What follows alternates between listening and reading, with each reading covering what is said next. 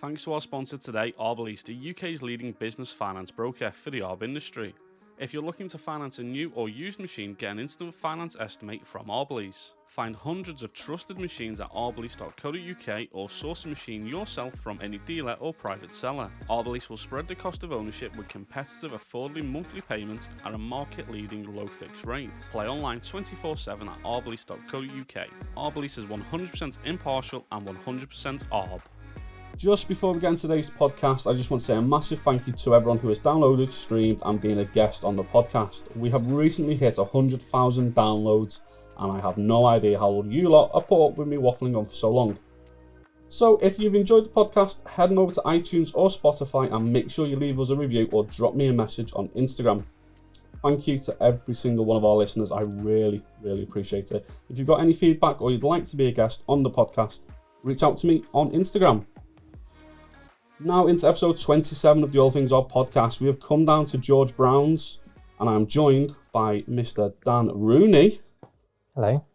I've had so much fun in how long have we been here for? A while actually, yeah. We've been here for nearly 2 hours already. Yeah. And I've literally seen every aspect of the shop. Yeah. Played with loads of the toys already. And I've also gave a little bit of an inkling of what's happening in the near future. So thank you very much for inviting us down. It's a pleasure to have you down here. So my first question is, what does arboriculture mean to you?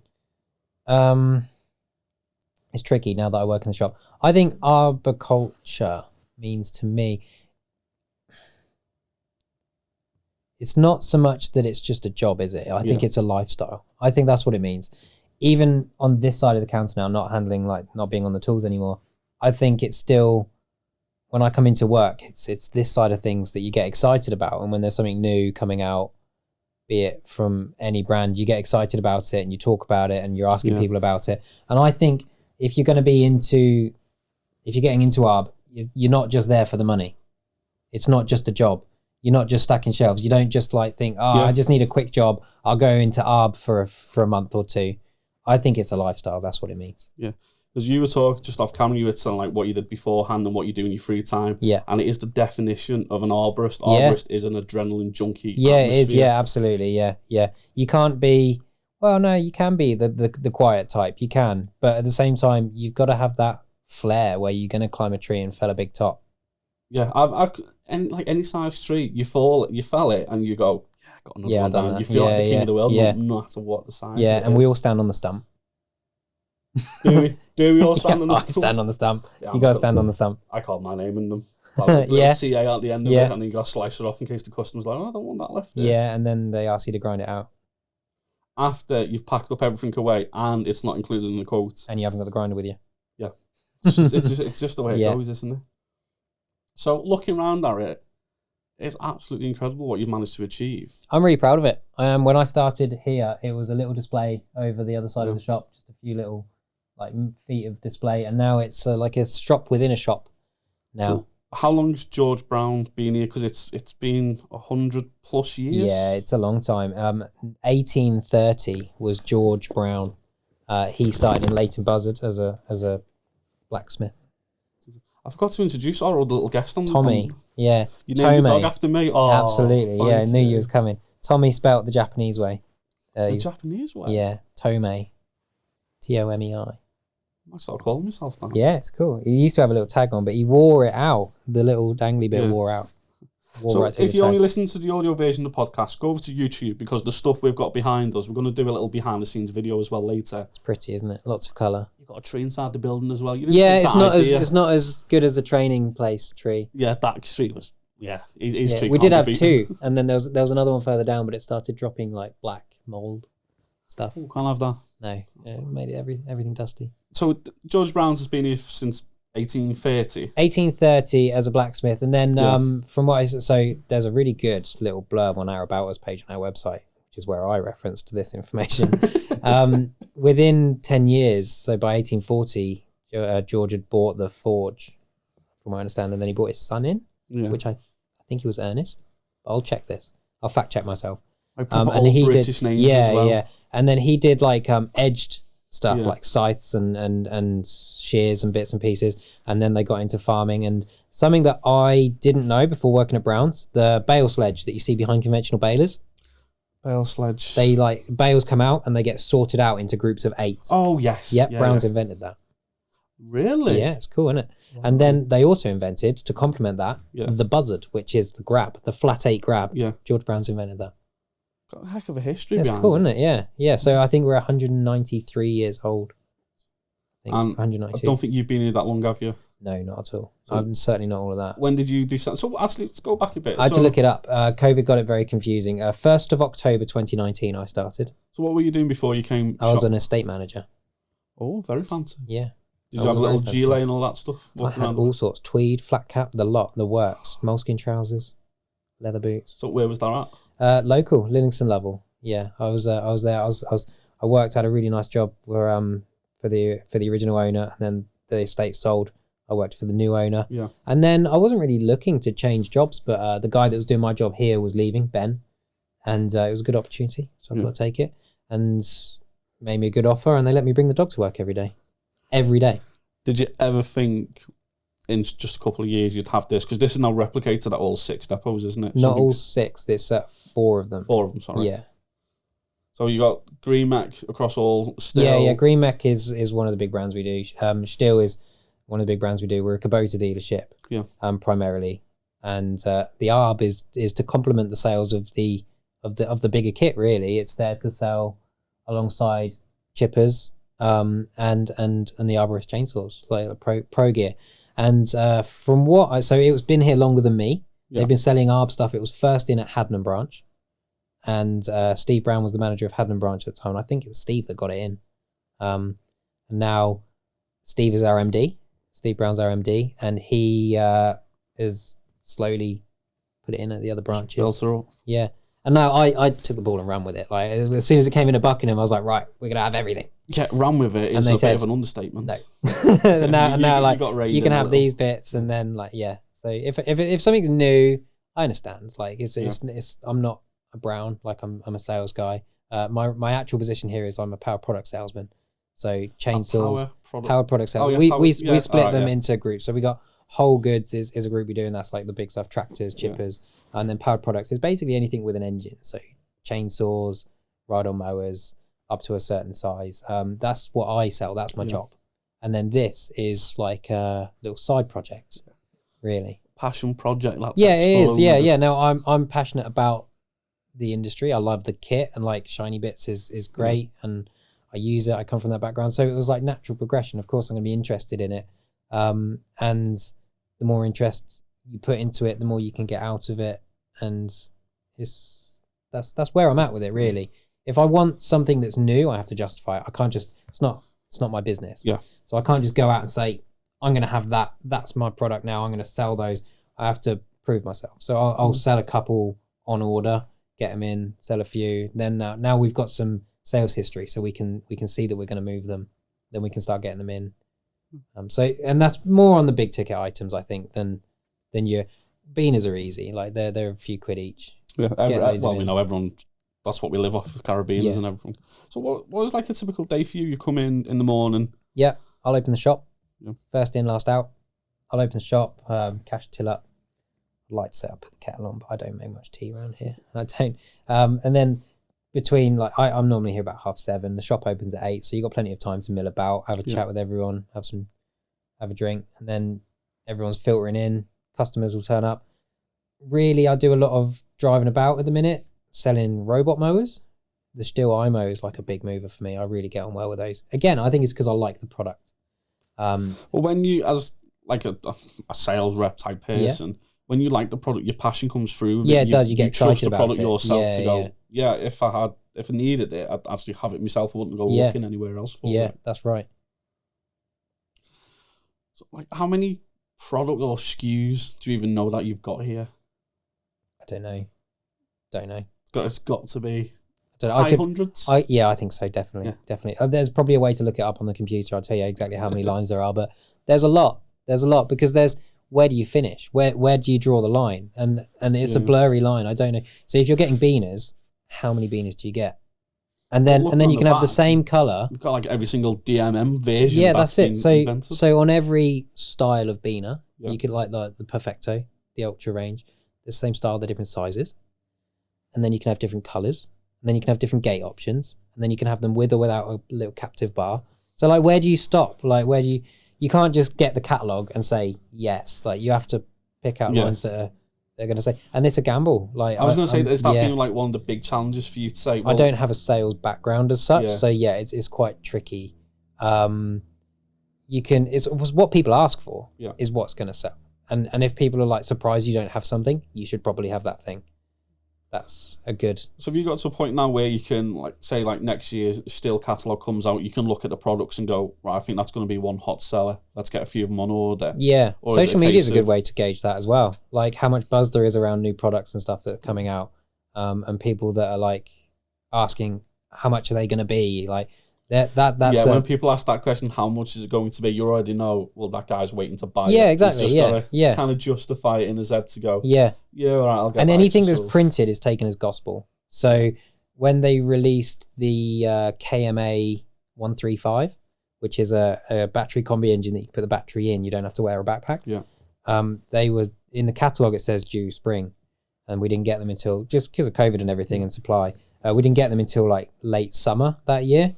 And so people were ringing up every couple of weeks since spring saying, are they in yet? Are they in yet? Are they in yet? Like, those people, they're guaranteed sales. So just get in as many as you can. That's easy. What has been one of your biggest product failures that you got in and you thought, oh, this is going to sell? Yeah, I do get excited about things that I want. Like, I either want one for myself, or I think I would have that if I was in the industry still and I was still climbing. And I'll get really excited and I'll badger everyone to like, hey, let's get these. And I'm sure there's a few of them that maybe I haven't done as well, like some slower movers. I was really keen to get recoil strops in. I banged on about that for a while. Oh, big shot triggers. I say, we sell big shots. We sell big shot triggers. Never sold one.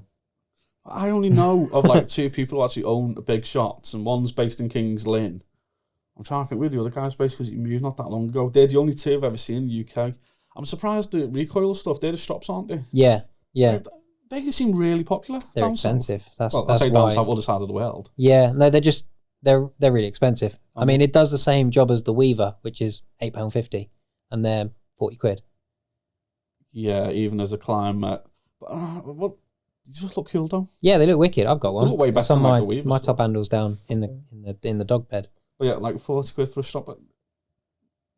Yeah, no, it's a luxury item, isn't it? And what isn't a luxury item? Exactly. Like, you've got the Flex Pro stuff behind us. Yeah, luxury item. It's PPE, but it's, you can make do with some. Well, no, you can't. Not if you're doing it all day, every day. Yeah. That's really annoying, isn't it? I didn't know that the phone rang outside of hours. You never hear. No, I'm never here outside of hours. No, it's a shop. I shut the door and I go home. Yeah. No, don't worry about it. It'll be fine. So, what's one product that you got in and you really underestimated the selling power of it? There must be something that sold really well. The Protoss helmet, that sold really well. Well, every man with dog is like one of them. Now, for me, it's a lot of money.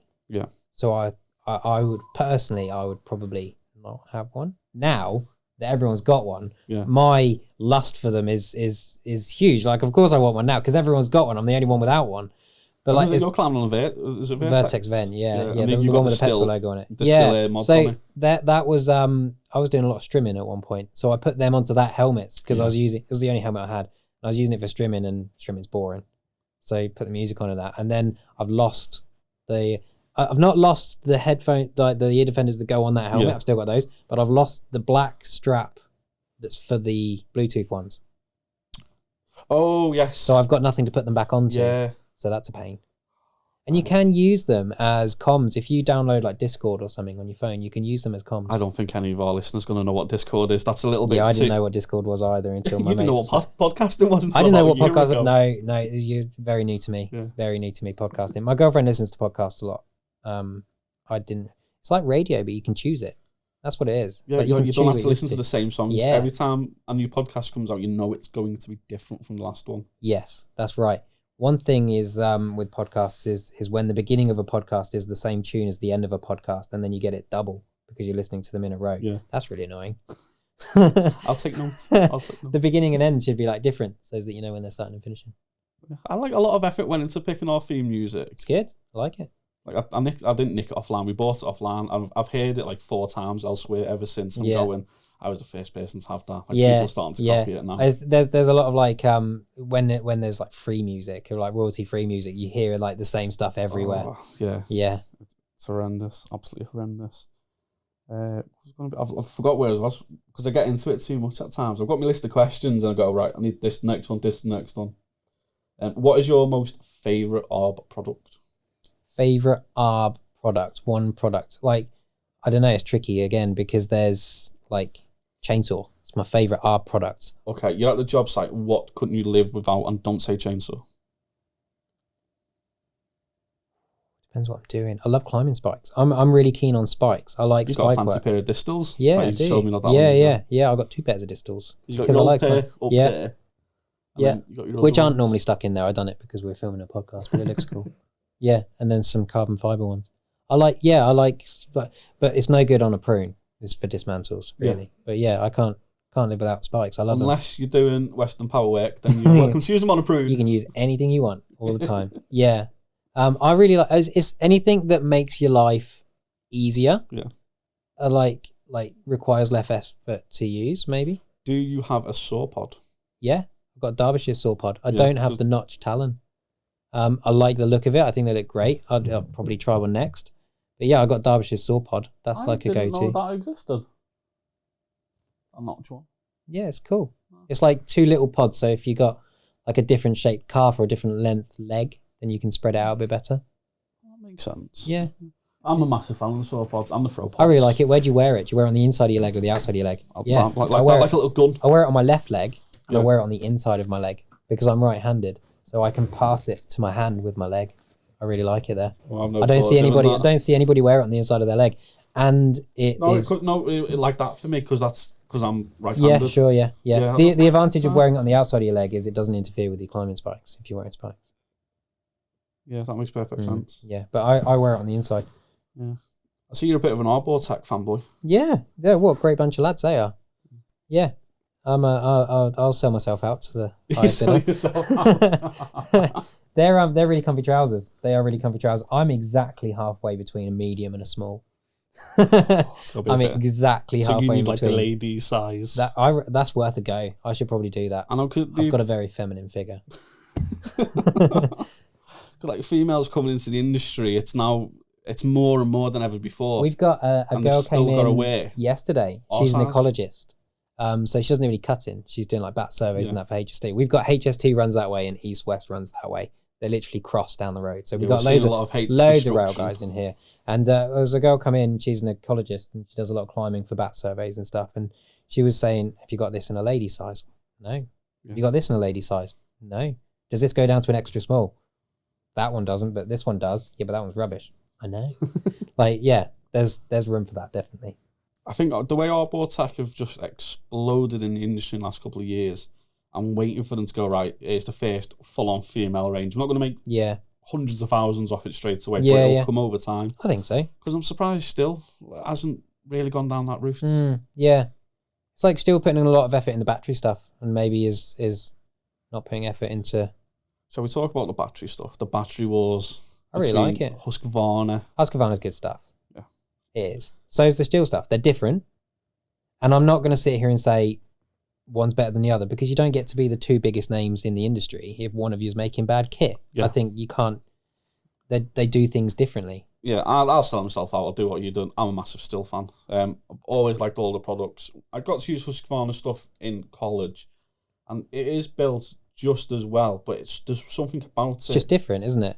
When I was in the woodlands, it was more like, I can use a Husky.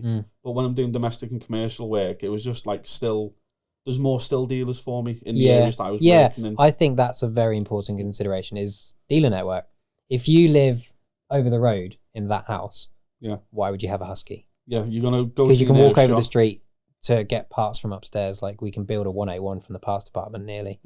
Like we've got a good parts network, and if I don't have it at my shop, my van drives around the shops every day, and I could get it from another branch overnight, or worst case, 2 days, depending on where we are in the chain. Because one thing when I walked in, this clearly isn't just an ag dealer with a little bit of an Arb department. You walk in. I think it should be, but I've really pushed it hard. No, it comes across like a completely separate business. Like I could walk in and I could comfortably go, right, my saw's probably going to get sorted within like a day or 2 days. It's not going to have to get sent off. You're not going to have to go and order this like like an M5 bolt or something. You're going to have to order them. Yeah, no, we got those. That Yeah, just that's drives fine. me insane, that type of stuff. Yeah. Even like fuel filters. Oh no, we need to order them in. And we only order it once a week because we don't do that enough of a turnover with steel products. Yeah. It's quite well automated. Our computer systems are quite old fashioned, but they work really well. Yeah. So like if I need something, I order it and it just happens. Just the fairies do it. Arrives. Yeah. Within a couple of days. But like I've probably got it upstairs is the answer. Do you have a favourite brand? Like a singular brand? No, I don't think I have a favourite brand. Like, because Stihl is a brand. So like as far as chainsaws go, it's my favourite chainsaw brand. As far as PPE goes, Arbortech's great. Like I can actually say it's great. What boots have you got on? They the KOs. The KOs, that's them. Yeah, they're really good. To me, it's like it's a climber's boot. You look at that boot and it looks like a climbing shoe, like what you'd see a rock climber wearing. Arbortech aren't going to like me. I like Arbortech. They look like clown shoes to me. Yeah, they're bright, aren't they? They are bright. But everything in this industry is bright. Yeah, that sells, doesn't it? Like they do purple ones. I think do they do orange ones? Maybe I've seen. I remember the green. Remember the purple. I'm sure. Black. Yeah, I was going to say because I've seen the pictures where they've got like 3 in a row. Yeah, maybe I feel like I've seen orange ones somewhere. Maybe they're not Arbortech. But no, they're really good. I really like them. I can give you I've been wearing them every day in the shop. Older than 6 months? I was going to ask that question. The older than 6 months? Yeah, I think they are. Yeah, I had them before Christmas. Can you stand in a puddle and not get wet socks? Yes, can. But I work in a shop. I can't really ask you that. I know. It's an unfair comparison, isn't it? I'll let them off then. Yeah, I mean, I wear them out on site. They're muddy and that, but I'm not dragging brush. It's that wearing shoes sideways is really wears down soles. Because I'll be honest, I've never had the money to get Arbortech stuff, and it's not. It has appealed to me, but again, when they first came into the market, everyone's like, "Oh, everything's ripping," and you go, "Well, no matter what brand you get." And a lot of people complain about the liners like pinching hairs and stuff, and then they've changed out the lining so it doesn't pull your hairs anymore. So they're listening to people. They're doing even like making moves. Do you do hike stuff? I think I could probably get it because I love Hike's products. I don't stock them. I think they're absolutely fantastic, but even some of their boots, they still fail. Nothing can be perfect in this industry. See that pair down there? I mean, they're not what they used to be, are they? Yeah. That's a year old. I'll show you those later. They're ruined.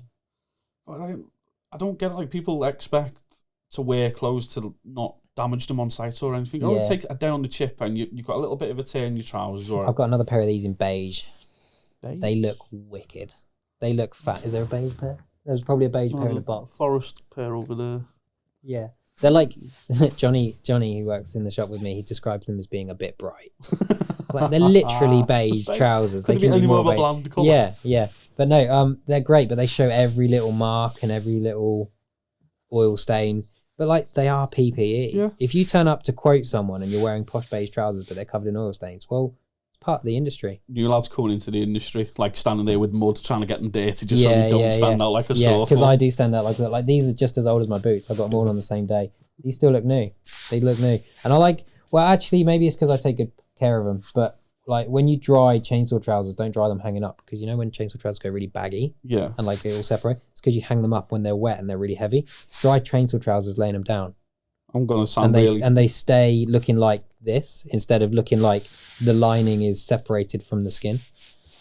I just wear them. Yeah, I know. I wash them maybe once every 3 months, or if it's been a really bad night out, I'm absolutely covered in sap and all sorts. But I just get on with them. Yeah, but I like them to look nice because I'm in a shop. People are gonna gauge the condition or the ability for them to last by me wearing them in the shop. I think if I walked in here and seen you wearing a suit, I wouldn't take you as serious if I came in and seen you as you actually are, because you look like someone who's worked on the tools. Yeah. I don't look like that. Somebody's asked me before, are you on the tools today? Why are you dressed like that? I was like, well, I don't know. I just dress like this. This is how I've always dressed. Comfy in the warm. Chainsaw trousers in winter, there's nothing better than it. I know. It's lovely. Well, there's something better than it in the summer. When they bring out chainsaw shorts, that'd be lovely. I know, I crack this joke all the time to go, right, who's going to come out with a good old chainsaw shorts? Yeah, we need some Kevlar, fronted boardies. Because I've been trying to do this, little April Fool's joke for years. I've reached out to everyone, say, just go get a pair of chainsaw trousers, cut them in half, sew them, and just go on social media on 1st of April and say, coming later this year. Yeah. People will be so confused whether you're actually being legit real. Yeah. Or if it's actually just April Fool's Day. Yeah, it's cool. No one's ever taken me up on it. Yeah. Like, someone needs to actually go run with that idea. I think it's a But good I don't idea. want to cut my Arbortex off of the knee. We can find some Stein products somewhere. Probably yeah. do that I think I've got some rail approved orange Steins over That's there. one thing I've noticed. You've not really got much Stein. There's a bit. Got some Cambium savers. I've got a set of Stein spikes over there as well. I do like their Cambium savers. That's one thing. They're the only spikes that come with a bag to put them in. Is it the Evo X2s? Is that what they're called? I don't know. The Stein stuff. I'll tell it down there. I can't even say it. I'll probably just make myself look like an idiot again. But oh well, I'll do that a lot. So I was having a little bit of a snoop on your Instagram page the other day. I was jealous because you had something better than I've ever looked at or ever touched. You got to play with the 661 carbon fibre. Yeah, I did. I didn't get to use it. I wear chainsaw trousers 300 days of the year. That's probably an exaggeration, but I wear them like every day. That was the one day I wasn't wearing chainsaw trousers. And I was on the Stihl dealer trip in Germany, and Felix was their like product guy that day.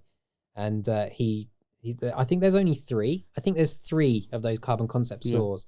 One's in an office, like in the headquarters.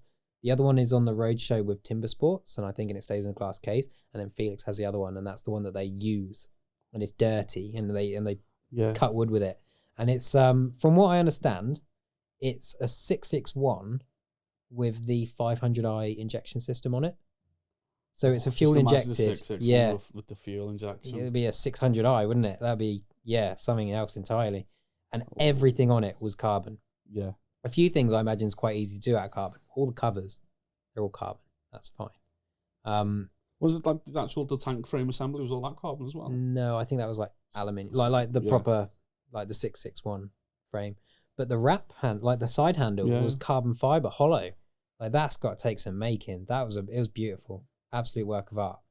Could compare it to a normal 661? Like, could you? Like, it was like difference? Well, I don't know. It's tricky because I hadn't picked up a 661, for weeks before picking that up, but it wasn't heavy. Certainly wasn't heavy.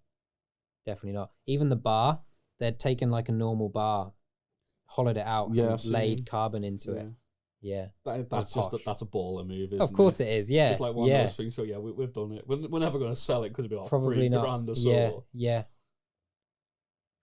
Maybe they thought about it. Maybe I saw it on the factory tour. They didn't. But they didn't. Would be I reckon it's too expensive to produce. Yeah, on a mass scale. So talking about mass scales, how long is the Stihl display behind us? Because it starts here. Yeah, it's huge. I haven't measured it, but it's really big. It's the whole length of the shop from the gap right to the bottom, and then around the corner, and then we've got another couple. So footage wise, from what I understand, it's pretty much the longest in the country, from what I understand. What has been the most, like, the hottest seller for Stihl? For Stihl, the 500i is super popular. It's a massive mover, but they're pricey. But like that said, you compare it to the price of a 462 or a 400C, like, and they're not or even a 661. They're not miles apart. Yeah. So they're a good mover. The battery stuff with Stihl is amazing.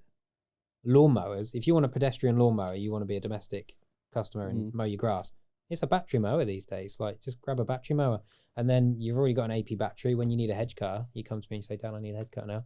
It's a fraction of the price of a petrol one because you've already got the battery. Yeah, you're just buying the bare tool. It's like buying a Makita drill or a DeWalt drill, and you're just buying the bare shells now because you've already got the battery.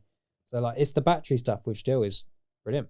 Yeah, it has got to that point because we used the 161C when that came out, and you use it for a day and you go, "Oh well, it's the runtime isn't what I expected," and people are going, "It lasts 40 minutes." No. Right. It lasts 40 minutes if you hold the throttle down continuously. They call it trigger time, Yeah, so that's what I like Stihl, like, quickly got onto that and went, right, you've got to think of it differently. Like, you're cutting a branch, 5 seconds if that. Yeah, and then you spend 2-3 minutes repositioning yourself or moving off to the next branch or rigging up the next branch.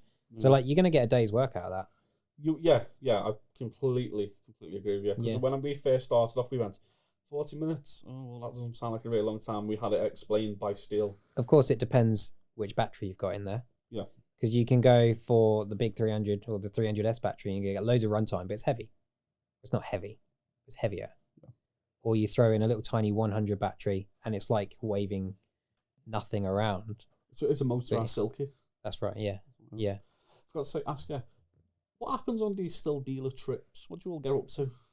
All sorts. No, they're brilliant. They treat you like a rock star. They put you in a nice hotel. Yeah. They drive you around. I went to the chain factory. I think we did the train factory first. I think we did the chain factory first in Switzerland. Switzerland? I've got a clue where it is. Yeah, People no, it's Swiss. Yeah. It's there, it's here. Yeah. And you have a good tour of that. Like, that's a posh place. It's a factory, and there's people wearing like shirts, like button-up shirts in a factory, and they do it by choice. It's just they just want to look smart. And I'll tell you, the way they make chain over there is beautiful. The way that they like harden the inside bit of every rivet, so that's tempered and it doesn't wear down, but the outside of it's still soft, so you can rivet it over. Magic. Yeah. Individually chrome plating teeth, so that like the outside's chrome and that's what you're cutting with, is mad. Everyone's individually checked by a lady with her eyes. And I just come in and just take it off the shelf and then it's an L with it 2 minutes later. Yeah. And like that level of detail's gone into it, and then you can go and buy it in a box there for like £12.50 for your little domestic. Did you get saw. to see the saws getting made as well? That's done in the main factory we did. Yeah. The battery stuff is made in Austria in a different factory which I've not been to. Yeah. But the petrol stuff is all made in Germany, in Weiblingen. And that's the one I've been to. That's amazing as well. Yeah. Really, really like neat and tidy. I saw a man cut a pallet open, pulled the straps off, and then he wrapped them up and put them in a bin. You wouldn't do that here. You cut the straps off and you go, that's not my job. Someone else will tidy that up. Someone else do it. Yeah. It's like very clinical. Yeah, like we had dinner in their canteen, or it might have been lunch, in their canteen, and it was like going out to a restaurant. Like, it was nice. It was really good food, and they're just like every member of staff is all in this huge canteen, like, and everyone's happy and cheery, and like, it was a nice place to be. Still, I know you listen to this podcast. Please let me come on a tour. I'd love to. It's a really good tour. Yeah, I've never been over to see it. We've done little bits of them in the past. But I've always went like that tour, like the pinnacle thing. But yeah, it's really good for dealers only, and I'm like press medium. Like, I don't think I'm allowed to go. Just, yeah. So, is there like any new brands that you're looking to take on this year at all? I don't know. I'm sure there is. It's just whoever's like going to bring something out is what we'll go with. They're still coming out with anything new this year? Yeah, battery stuff. Ooh. There's a battery top handle, the MSA 200T. So, right, it's just like people. So there's already an MSA 200. So it's an MSA 200T. It's not the petrol 200T. That's long. No, yeah, that's gone. Yeah. So it's an MSA 200T. Yeah. So there's already an MSA 200. Yeah. But this is an MSA 200T. So it's going to get a bit confusing with part numbers now.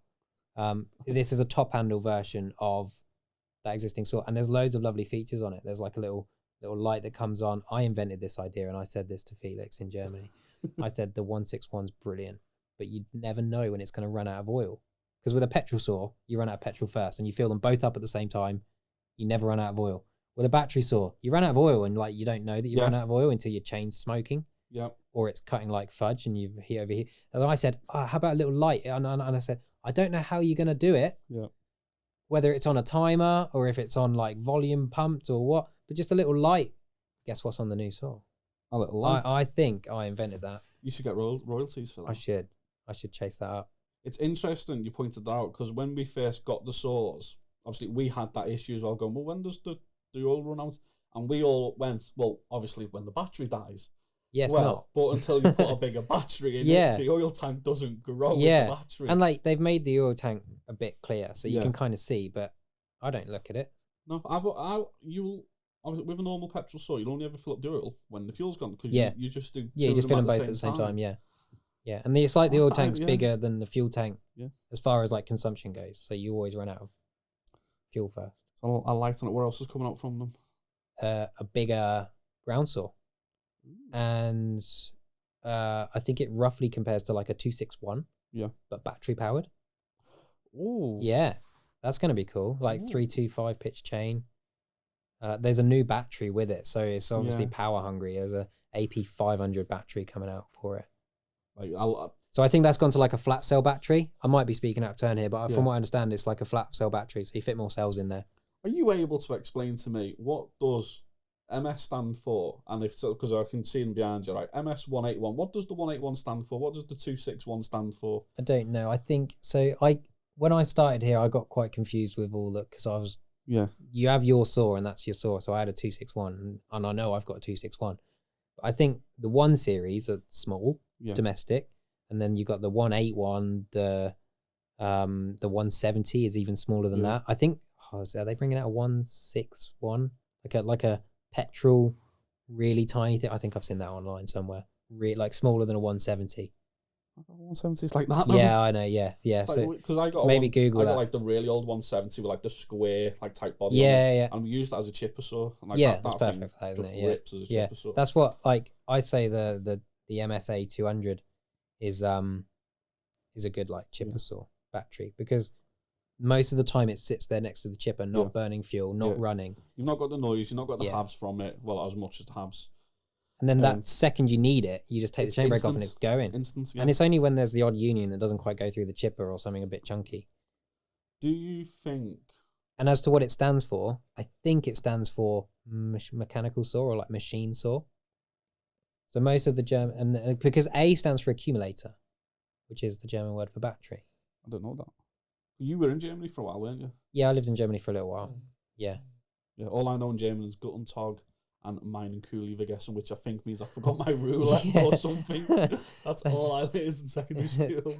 It's amazing what you take away, isn't it? Yeah, just completely pointless. I can't read or write in German, but I can hold like a bit of a conversation. But that's because I learned German just from being in Germany.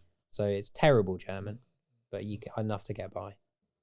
Do you think still, because you say it correctly, I've always said it wrong. I had a lesson on it. Yeah. It's still, or yeah, I think so. Still.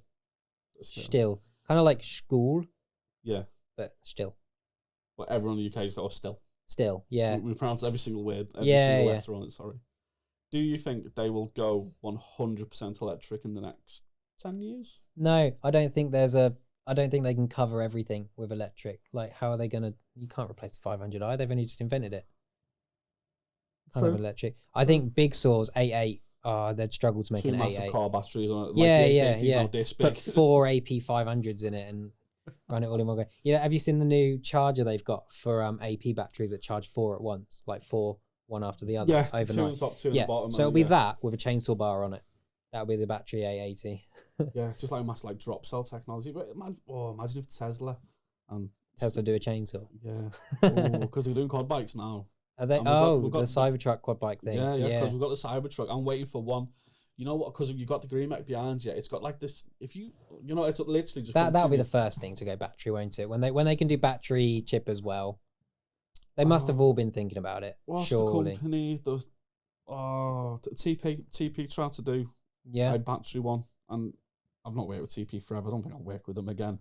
But it was slow. Yeah. They had, I think it was like 6 proper like car batteries spinning it round. It was a bit of a flop. I don't know if chippers will ever go that way, but unless like a Tesla come around. I think that's I think what you said relates to still as well. I don't think it can go 100% battery. I think there'll always be a place for petrol. But just go back. I'm just pictured the Cybertruck in my head, and then I'm looking at the Evo behind you, going, it's actually kind of a similar design. It's angular, isn't it? So imagine if you turned up with a fully electric pickup and a fully electric wood chipper behind you. That'd be cool. Your carbon neutral footprint would be really. Is it Ford's bringing out an electric Ranger? So there's a massive battery. Why doesn't your electric chipper plug into your electric truck? You use that battery to run your chipper. Yeah, I think we should just go off and do this. Yeah. So we're jacking in the podcast. We're going to go off and start just inventing battery power products at this rate. With all this capital that we've got, we're going to go and start this massively expensive company. Yeah, we'll run out to the service centre out back. Yeah. I know nothing about batteries, by the way. Yeah, I just know I plug it in and it charges. Yeah, you charge them there and you run them down in this machine. Like who would? All right, let's really think about this idea. Who would we need to hire? So first would be like an engineer to actually go, right, this is how a battery cell works. You can't just shove 1 million AAA batteries inside and hope to get something from it. Yeah. We'll get someone from the design team of GreenMech to come out. We'll nick someone from GreenMech because they know a lot about chippers. They know a lot about chippers. Terry knows a lot about chippers. Who got to make the call to go with GreenMech? I don't know. Way before me. Way before you? Yeah. Long time ago. Been GreenMech for a long time. You ever thought of persuading the upper management to go differently, or GreenMech's just... No, GreenMech's are good. Reliable. Like I don't know. For some reason, GreenMech had a bit of a bad reputation. I've never had a bad rap with GreenMech. Again, I like say that, what people that say, oh, they're shit, and people say, oh, Forster's the best, and Timberwolves are the only one. It's branding. Branding is really important.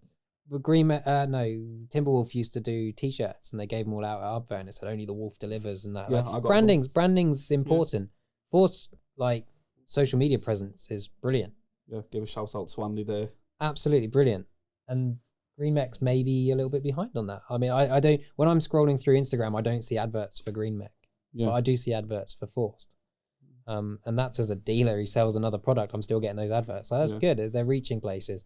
Because like it's at this when you're on a motorway, for example, you see those golden arches, you know automatically what it means. Absolutely. Now, when you see a Green Mech chipper, you know it's a Green Mech chipper straight away. You don't need to really be sold on them to show you how powerful they are. Because Green Mech have owned the rails for generations. Short track. The short track system, it's better than the Wolf track system that Timberwolf have. But like, there's other disadvantages. I think I might be right in saying this. Green Mech don't have a by-speed track system, so to get to the job site is slower. Yeah. Whereas something like Timberwolf with a by-speed track system, and they fly along at a million miles an hour. I nearly toppled the Timberwolf chipper once. Even on the tracked ones that are driving slow, if you steer them too quickly, you chuck you off the side. So I think it might have been a 280 VTR. We were in a school. I'm trying to remember it. We were in a school playground, and I had like a rockery with that steel netting over it. Oh yeah, and like the baskets, and then they stack them all up. Yeah, so I was at full throttle, and I just didn't turn it enough, and I benched it into it, and it nearly went over. It's the first time That's I terrifying. went. They're heavy. I just nearly wrote off a 30 grand chip because the way it just it like pinged off it, and I thought, oh shit, I managed to bring it back and lower it down. Yeah, they're all big and they're all expensive. So what is the future for you here then? So what are you wanting to achieve next with everything? I mean, I need to do my normal job, sell my mowers and everything. But as far as this goes, I love this. I like selling Arb equipment and I've got my core customers that come in regularly. They're great. It's like they've stopped going elsewhere. A few of them obviously do, but they just come to me for kit now, and that's great. And I'll do my bit to help them out where I can. And we're getting people in from further afield. Like, I'm going to have to word this right. We had 2 lads in from the Isle of Man. They did not come all the way from the Isle of Man. They were having some training up the road at one of the local training centres. And Dane, who runs the place, said, you should go and see Browns. So, like, they didn't come from the Isle of Man, but they were from the Isle of Man. And they were in here and they're having a mill about saying, we don't have anything like this on the island. And, like, these shops are few and far between. And we've got our nearest competitor is George Browns Daventry. Oh God! And our nearest competitor in the other direction is George Browns Hadnam, and then George Browns Leighton Buzzard, and George Browns Chesham. So like, that's good. That's like a good, absolutely, yeah. And we go as far as Great Dunmow in Essex. We're just putting in some stuff down there. We got half the equipment there so far. And they'll have an area like that wall. Yeah. That's the size of their initial installation. I think that's going to be a good spot for them down there too. Yeah. There's not many shops down that neck of the woods. It is crazy just sitting here because obviously I've spoken to you quite a fair bit. You've told me like a lot of the journey of how you've got there, the struggles that you faced and everything. And to compare you to the likes of Honey's at the moment, Honey Brothers would be a little bit unfair because like it's a £20 million plus company. Yeah. Is that what you're thinking? Would you ever say to the owners of George Browns, like, go like, right, we really need to like take this more online. We need to create this as its own little going online shop. Would be great, definitely. We're never going to compete with Honey's for a number of reasons, but a big reason is because we work directly alongside Honey's.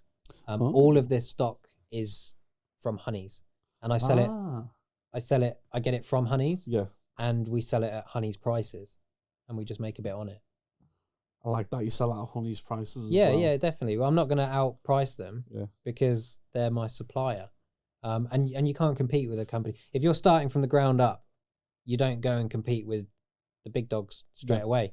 Like, they're pretty much in the UK like a market leader for Arb stuff, definitely. They're the number one, to be honest. They've got to be, surely, by now. Yeah, because they had that massive rebrand a couple of years ago. I'm constantly seeing, like, orders going to Australia, the other side of America, and that. I'm going, how the heck do you... And their media presence is great too, isn't it? Like the branding of it. The branding's absolutely smart. spot on. I love their logo. We were talking about logos. Their logo's wicked, There's if you're watching on video, there's a little Easter egg somewhere, isn't there? Yeah. You've I made this logo. Don't give it away to people. And maybe I shouldn't have. Yeah, it's not an official logo, Yeah. so I got it on my mug. It's like old school. Yeah. Old school logo. Yeah. Yeah. Dan, it has been absolutely wonderful talking to you. How can people get in touch with you? How can right, I'm not local to you, but I want to buy something from you. How can they do it? Yeah, I do. It's a bit. So we're growing quicker than what we have infrastructure for, I think, at the moment. So I do get a fair amount of people reaching out to me on Instagram, which is my own now. So that's called Arb Gear with Dan, because I'm totally original and couldn't think of a good pun. I really wanted a good pun. You know, like the guilty of treason. Like, yeah. Oh, that's the best name, isn't it? So, and I wanted something I didn't know was like shiny gear and a rough idea or something, but like that's what I was after, a good tree pun or something catchy. But no, Arb Gear with Dan. People will just say, have you got this? They'll message me and say, have you got this? Yeah, I've got that. You send it here and I can post it out, but we don't really have the infrastructure for like online ordering. Maybe that's something we should work on. And better infrastructure for getting stuff sent out, posted out. A website would be perfect, really. So for there's a lot of room and a lot of growth for you in the future. Yeah, there is loads of room for growth, definitely. I need to work alongside a lot of other people to get there. But from what I'm doing, I'm trying the best I can to make this as good as I can. And it's a patience game. Like a lot of my customers are really good. If they need a rope, I have to order it. It has to be spliced. It has to come out to me, and then I have to get it to them. And people that use the shop and turn up, that's easy because I get it to here and they collect it from here. That's no drama. But if I'm getting it sent out to them as well, that's another 3 or 5 days as well on top. So that's coming, I hope. Yeah. I look forward to it, mate. Thank you very much for having us down.